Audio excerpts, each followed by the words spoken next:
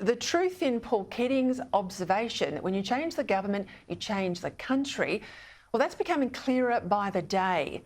And it's not just what the new government does, it's what many other bodies do as well, emboldened and empowered by the change.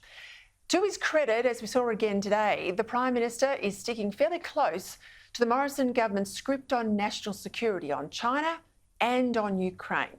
Now, not so on Operation Sovereign Borders. Having said already that they'll abolish temporary protection visas, TPVs, it's no surprise the boats are starting up again. But it's beyond the foreign affairs space that change the government, change the country is really starting to show. On climate change, this new government is even more manic than Labor of old. We saw that yesterday with Chris Bowen's strident press club speech with its renewable fixation, and I'll discuss that later, as I said, with Terry McCrann. Even though it should be obvious, if only from the situation in Europe, that for decades still, keeping the lights on here will mean fossil fuels in the mix. And the other big area of tumult, right from the start, is going to be Indigenous policy.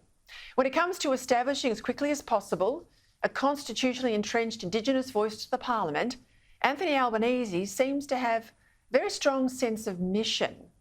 Even though there are now 11 individual Indigenous voices in the Parliament, he's determined to have a separate Indigenous voice that's only chosen by Indigenous people that'll end up inevitably trying to pressure the government of the day and the Parliament into even more Indigenous separatism. The very language that's creeping into common use, at least in officialdom, makes that clear. Aboriginal people, well, they used to be described as the first Australians, which I always thought was a nice way to convey a sense that they were honoured and respected, factually true too, while stressing that we're all citizens of the one country. Now, if you've watched closely, they've become Australia's First Nations. In other words, the Commonwealth of Australia is just the most recent of many nations that exist on this continent, and if the activists have their way, perhaps the most illegitimate of all.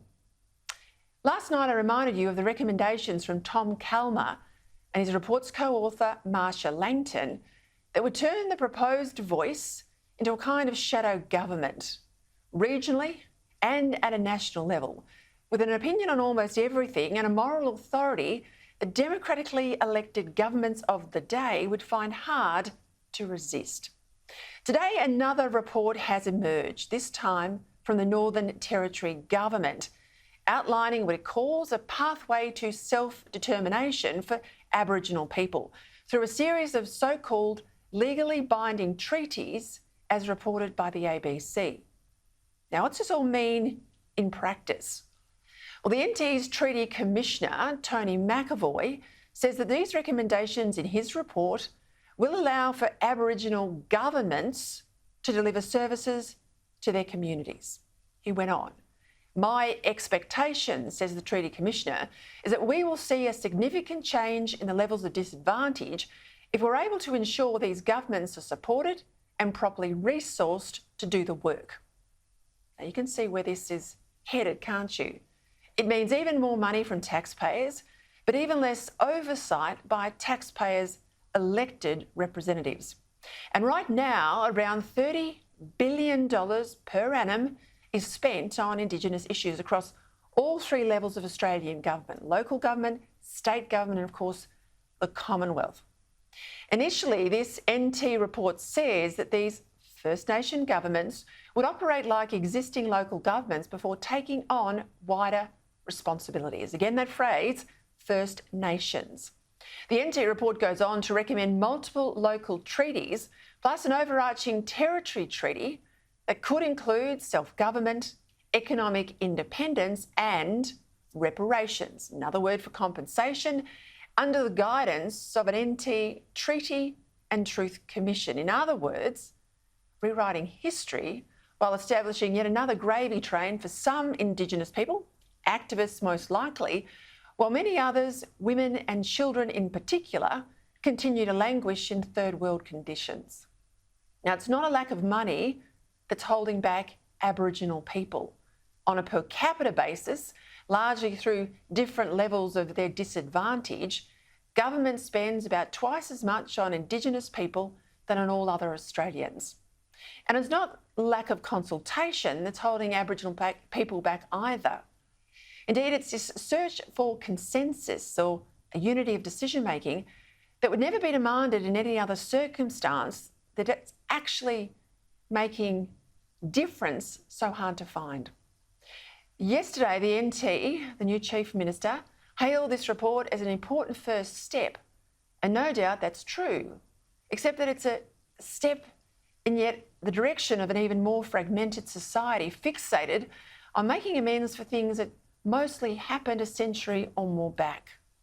Now, we can't turn back the clock or undo what's been done. And trying to sustain Aboriginal people in some of these remote communities where there's no economic base just perpetuates a cycle of unemployment, substance abuse, family dysfunction that impacts so many.